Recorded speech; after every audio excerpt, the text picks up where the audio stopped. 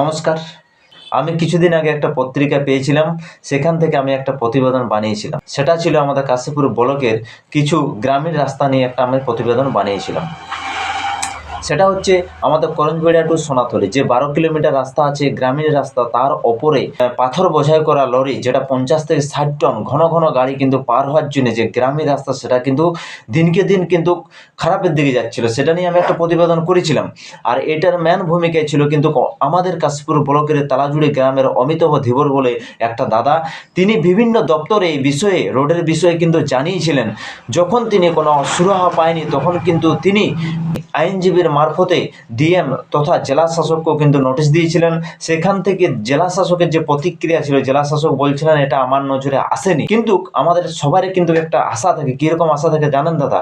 আমরা যে কোনো কাজ করি তার কিন্তু প্রতিক্রিয়া বা অ্যান্সার আমরা সবাই আশা করি। যদি আমরা কোথাও একটা পঞ্চায়েতে যদি আমরা একটা অ্যাপ্লিকেশন দিই, সেটাতে আমরা কিন্তু রেজাল্ট খুঁজি যে অ্যাপ্লিকেশনটা দিলাম তার কি রেজাল্ট হলো। মূল কথা হলো আমরা প্রত্যেকটি জায়গাতে যেখানে আমরা কোনো কাজ করি তার প্রতিক্রিয়া স্বরূপ অ্যান্সার চাই। এখানে অমিতাভ ধীবরদা যেখানে পরিশ্রম বা সময় দিয়ে তিনি কাজটা করেছিলেন, বিভিন্ন দপ্তরে গিয়েছিলেন, সেখানে একটা কিন্তু প্রতিবেদনও হয়েছে এবং সেখানে একটা মিডিয়া হাইলাইট হয়েছে। কিন্তু তিনিও চাই যে তার এই প্রতিক্রিয়া স্বরূপ কী হলো রেজাল্ট।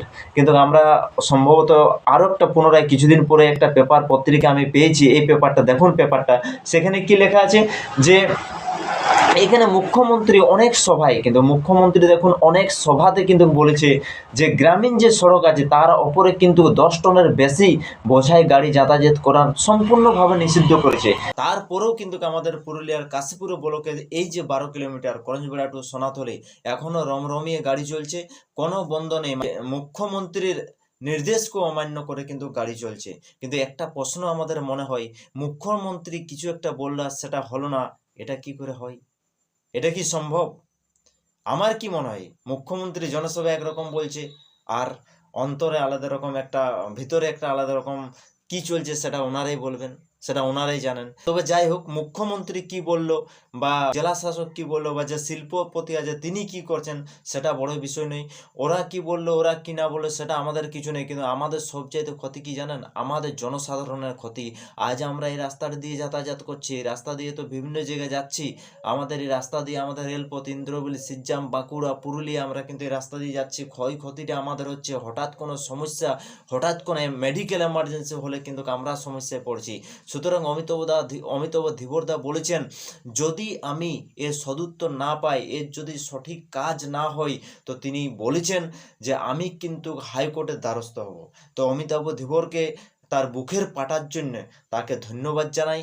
আর অমিতাভ ধীবর দাস সাথে আমরা সকলে আছি, কারণ তার তার পার্সোনাল উন্নয়নের জন্য তিনি কিছু বলেননি, তার পার্সোনাল সুবিধার জন্য বলেন। এখনকার রাজনীতি সবাই নিজের পার্সোনালটুকু দেখছে, আমি কি পাচ্ছি আমি কি পাচ্ছি না সে নিয়ে রাজনীতি করছে।